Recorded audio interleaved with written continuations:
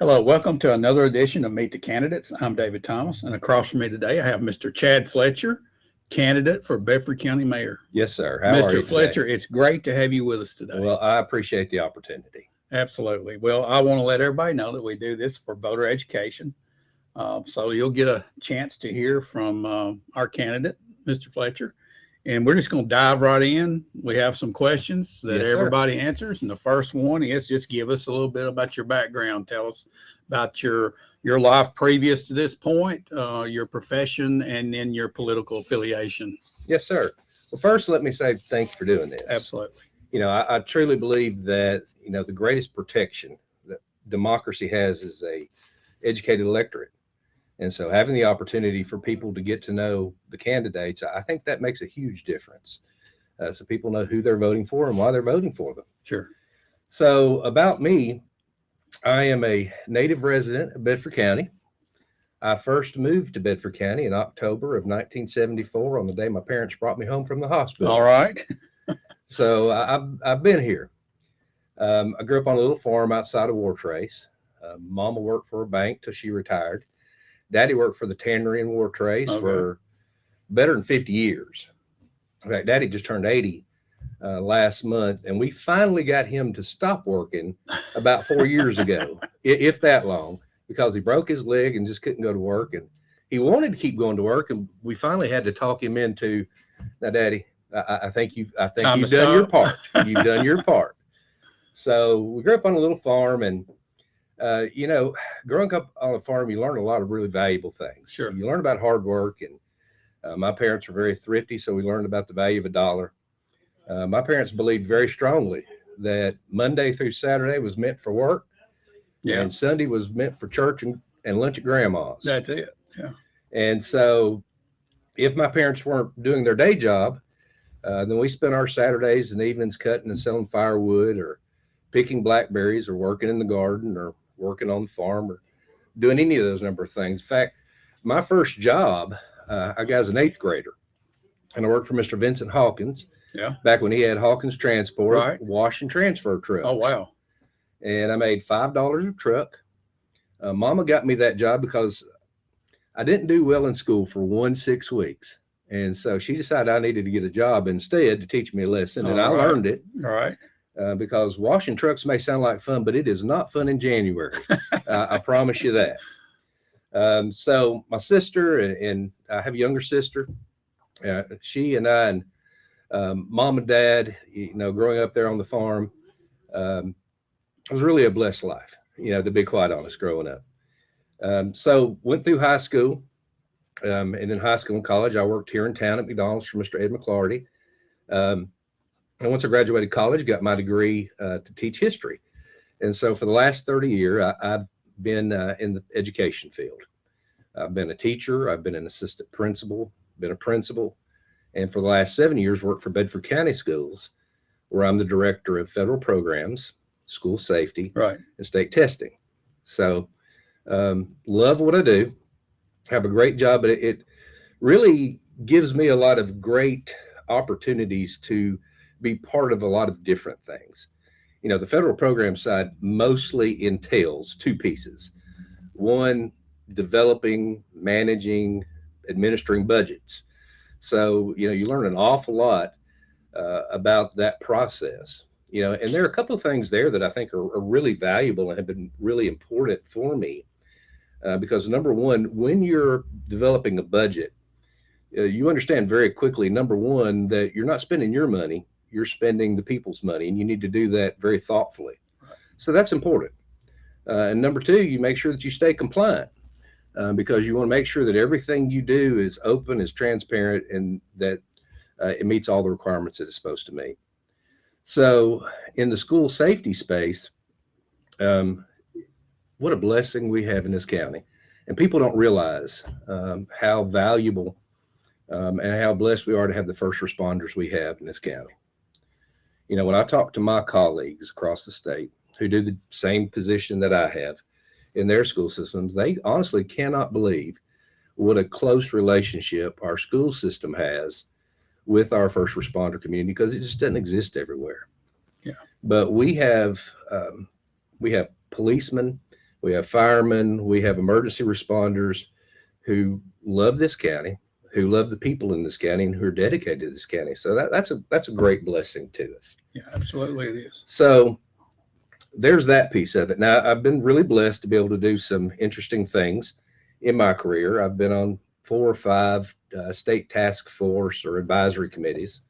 In fact, this past summer, Governor Lee appointed me to be the only educator on the Federal Deregulation Task Force. And so I was able to work with some senators and representatives to talk about where federal money is, where it might be going, and what's Tennessee's plan for moving forward. So that was a really good experience to be able to get to work with our legislators on that particular project, and enjoyed it thoroughly. Now, as far as my personal life goes, first of all, I'm a Christian. I was blessed to be able to pastor Roseville Baptist Church for 12 years in my early 20s. And now my son and I attend Cowpunchers Cowboy Church. I'm a father. My son just turned 15 last week, and he's just an extraordinary kid. I'm awfully proud of him. He leads our youth group every Wednesday night. He teaches children's church every Sunday morning. And he started the Turning Point chapter as part of the group that started the Turning Point chapter at Cascade High School. Oh, wow. So now his hobby is Civil War reenacting. So I suppose he got my love of history because he's really into history and our family genealogy and really the history around this area. He's intensely interested. In fact, he's applying to be a national ambassador for the National Battle Trust Foundation to represent Tennessee and to be able to share all of the great things that we have historically here. Right. So this is home. Bedford County is a place that, she's in my blood, and quite literally my blood, sweat, and tears are in her soil. Yeah. So, this is part of me. Yeah. Okay. Second question. What has led you to this point to run for office, the office of mayor at this time? Why is this the right time for Chad Fletcher? Life's interesting. When you're young, or at least for me, when I was young, most of my thinking was really about myself, and it was self-directed. I spent a lot of time, and most young people do, I think, spend a lot of time thinking about what they want to do or who they want to be. And as they begin to look at the world, I think as a young person, you begin to see the world and see all the things that need to be changed about it. And I think there's a drive within yourself, particularly when you're young, that you begin to believe that you're the only person who can make that change because you got all the answers. Well, life has a funny way of teaching you some things as you get older. Yeah, for sure. And as I've gotten older, my thinking started to shift and to change. And here's what I came to realize. When I was young, I didn't have all the answers. And in fact, I didn't even know all the questions. Yeah. And so as I begin to think about where our county is and think about the issues that we currently face, and I look at my son and I look at the 8,500 kids that we're blessed to work with every day in Bedford County schools, it really began to dawn on me and settle into me deeper and deeper how important that the decisions we make today are to their future. A lot of times I think we get so caught up in the here and now that we forget that we're building not just a legacy, but we're building an inheritance that we're going to hand over to future generations. My 15-year-old in 15 or 20 years is going to be part of that generation who'll be our county leaders then. And so it becomes a question of what kind of county are we leaving behind for them to face? Are we making the decisions right now that will allow this county to be fiscally prosperous, to be safe, and to provide opportunities for families and for young people to be able to have good jobs and to be able to raise their families in a way that is of value and importance to them. And so I'm a quote guy. Like I said, I'm a historian by trade. And Ben Franklin said something that just resonated with me. He said, "Well done is better than well said." And so I really felt like I was faced with a choice. I could sit and think about and talk about and get online and complain about all of the things that I think should be a certain way, or I could take a step out in faith and be an example to my son as a father, as a man, to put myself in a position where I could help be part of the change and be part of the drive to the future of this county. And so for me, I'm in this particular race at this particular time because I honestly and truly believe that as a county, while we have unlimited potential, we also face some huge choices that have to be made now if we want to see what we have, what we enjoy, what we love, carried on and inherited by the next generation. It's really important that we have people in positions to make a difference who have experience, who have skills, who have a background, who through all of the things that the Lord has blessed them to be able to go through in their life and learn, to be able to pass those on, to be able to share those, and to be able to use those talents to the betterment of our county. I truly believe what, Jesus said it this way. He said, "The Son of Man came not to be served, but to serve." Right. And so I take that call seriously, that it's my job to put myself forward to be able to serve the place that I love in the way that I have the ability to do so. It's easy to sit back. It's easy to fuss and complain and criticize from afar. It's much more difficult to step into the fire and understand that you may get burned, but at least you're doing your part to try to make your world, and in this case, our county, the kind of place that our kids can be proud of and that we know can continue in a positive direction.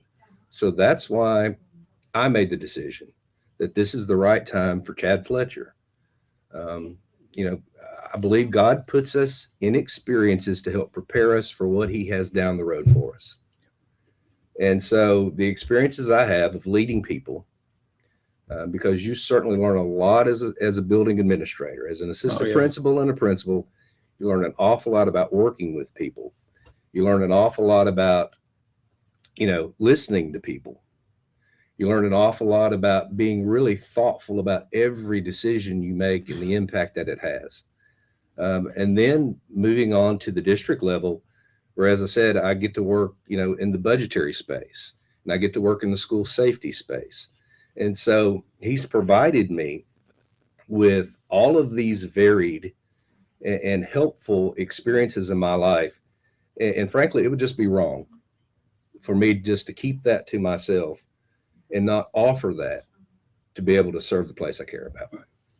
Question number 3. What do you feel like our greatest challenge is today for Bedford County and in the future? As I have said to you before, I've watched these interviews. They're very helpful, and I appreciate them greatly. And, most people have said that they feel like growth and the growth place that we're in is at a county is really what our greatest challenge is. But honestly, frankly, I think that's just a piece of it. I think there's a bigger thing there that I'll call future planning.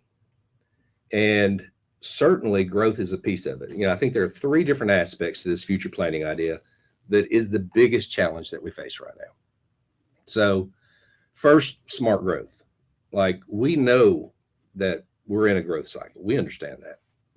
And if we're going to be in a growth cycle, then what that means that we have to do, number one, is we've got to think about some targeted infrastructure investment.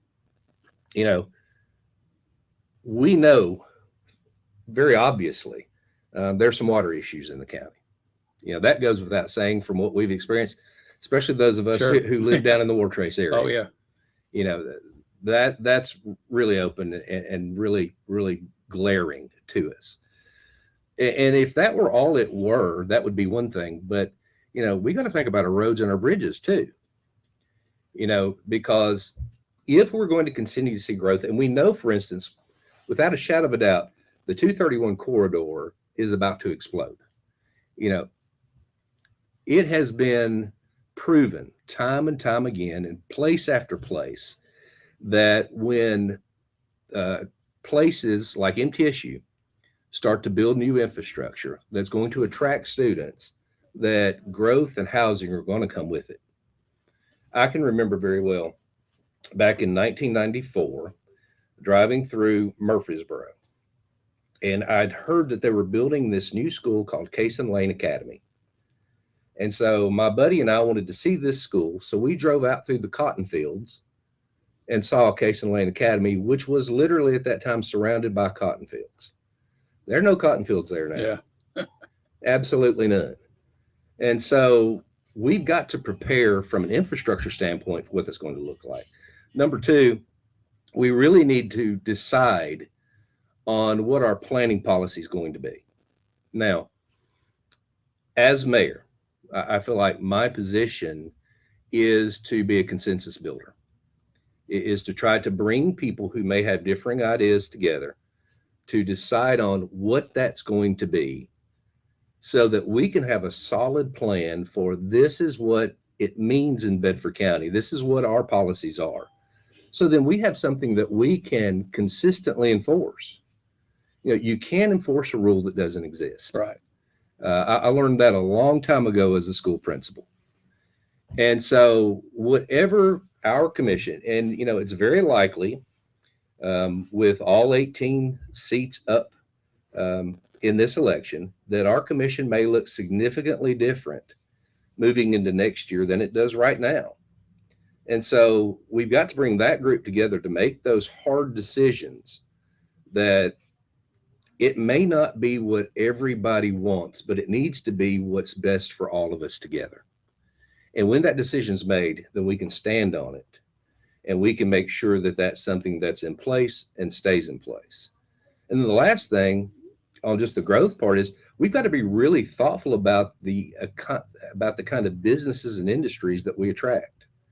Now, listen, I understand very well that we're blessed to have anybody who's interested in Bedford County to be interested in Bedford County.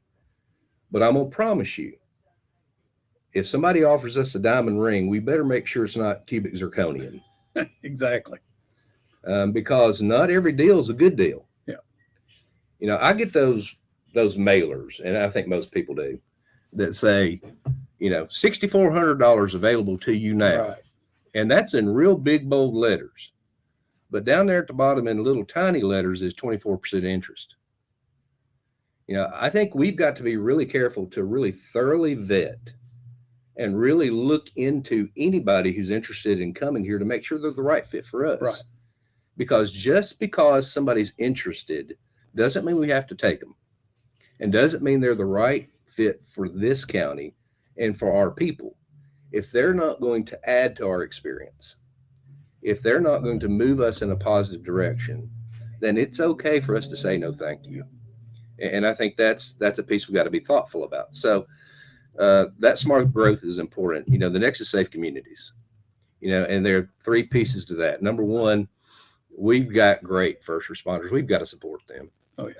You know, here's the thing. I know from personal experience of working in the school safety space that our first responders absolutely have our back, and we absolutely must have their back in return. And that just goes without saying. Number two, we've got to keep secure and successful schools. Yeah. Now, we talk about it attracting industry. What attracts and keeps industry? is producing a workforce that are able to take the jobs that those industries demand. Now, what we've seen in the county schools over the last several years is something amazing. For years, the belief was you go to high school, you go to college, you go into the workforce. And that thinking has shifted some over time, where more and more recognition is being given to career technical education. Right. And the opportunities that children have today in Bedford County schools are absolutely mind-blowing, but they're needed. Of course. When you talk to industry, for instance, we're really blessed to have Cooper Steel here. Oh, yeah. Cooper Steel needs people who can weld. Yeah. Okay. Then it only makes sense for us in our school system to work with children who are interested to learn how to weld, because they can graduate from high school with their high school diploma and walk into a job making very good money. And when we have children who get jobs making very good money, that allows them the prosperity to be able to make a positive impact and be a positive force and contribute back in a positive way to society. And that becomes a really good cycle that we want. And so keeping those schools secure, supporting them to make sure we're still helping our children to be prepared for whatever they face in the future is vital. And last, for safe communities, we've got to have someone who's willing to build consensus among our leaders. Yeah. Now, here's the thing. I thought when I first got into educational administration that it was bad if people disagreed with me, but I learned better. Because what I learned is there is a difference in disagreeing and being disagreeable. Right. Those are two different things altogether. Disagreement, when it remains focused on a common goal, it remains focused on a common vision, when it's centered around what's best for us, it's okay to disagree about that. We can have different ideas. And in fact, what I have found in my experience in my career is I would go into meetings with my mind made up. I was set on this is the way we're going to do it. But when I sat and listened and I heard what people in a respectful, coherent, thoughtful way presented, it changed my thinking sometimes, and I came out with a better idea than I ever went in with to begin with. People have good ideas as long as we stay focused on the common good and we stay focused on the common vision. So what I think's happened over time is people have confused Howard Baker and Howard Stern. Now, Howard Baker, great Tennessee statesman, known as a great conciliator, because he brokered peace. He helped people come together. He was a great statesman. Howard Stern's a great entertainer. Yeah. He's able to get people to click on him, to listen to him, to get riled up. Yeah. We need more folks who are willing to step together rather than just try to make a name for themselves and be something that's a spectacle. Yeah. And so the last piece of that sensible spending, look, I'm a very thrifty person. My son knows when we go to a restaurant, he can either have sweet tea or he can have dessert, but he's not getting both. Yeah. So if he wants dessert, he better get water. Yeah. And that really comes from a place where conservative spending is important to us because, number one, every tax dollar that enters our coffers came from somebody's paycheck. Yeah. Somebody worked hard. Somebody put their effort. Somebody put their energy. Somebody put their time into a job that allowed us to be able to have the funds that we need to operate as a county. That means something. Oh, yeah. That means something to me as a worker.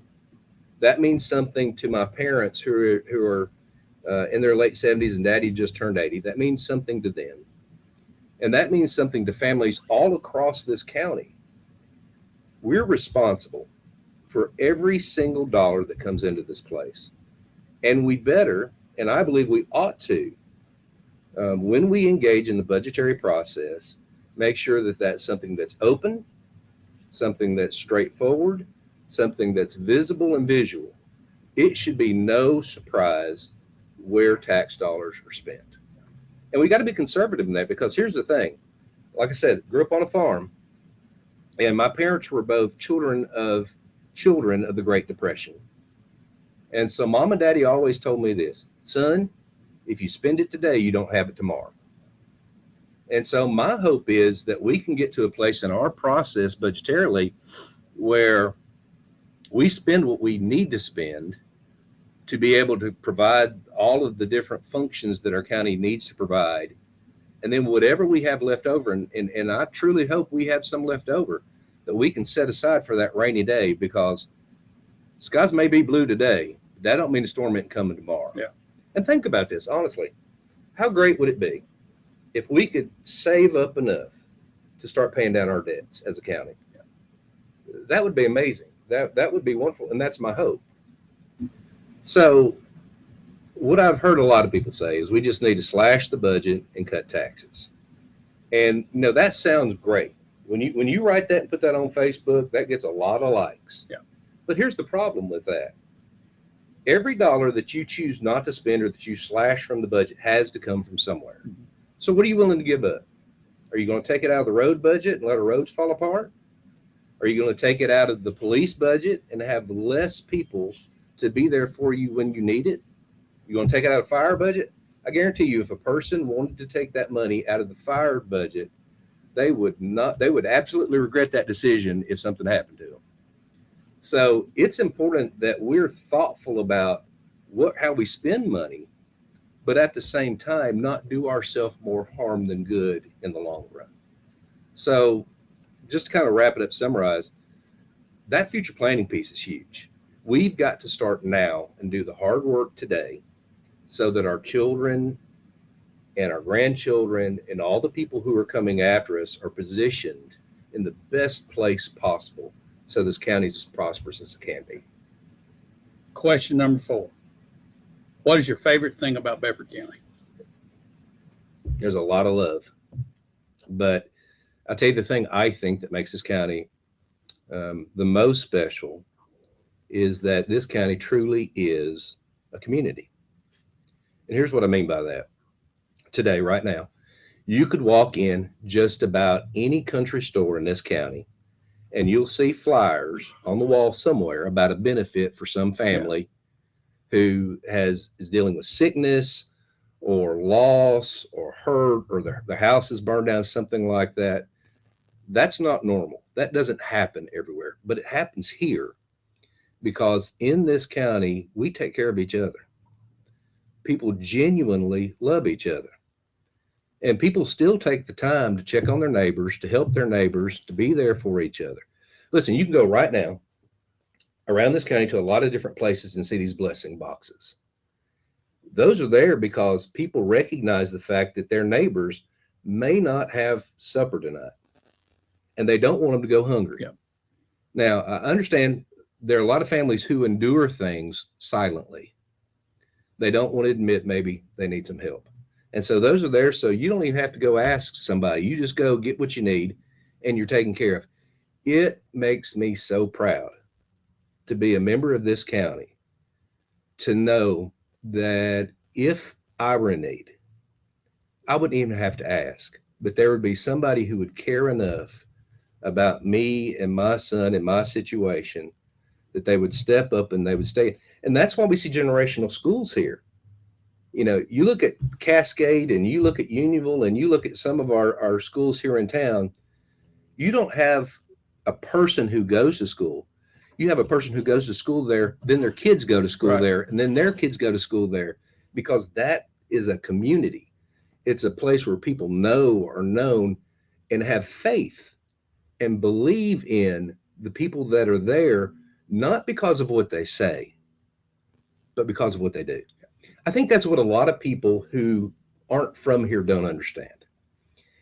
Folks who are from Nashville or Chattanooga or Williamson County think that we live in Bedford County. We don't live in Bedford County. We are Bedford County. There's a huge difference. Yeah. And I wish, and there's really no way to properly convey that until you've lived here, you've experienced it, you've been part of it. And when this county is in your blood, then it means something. And it means you're making a commitment not just to this land, but to the people in this land. Right.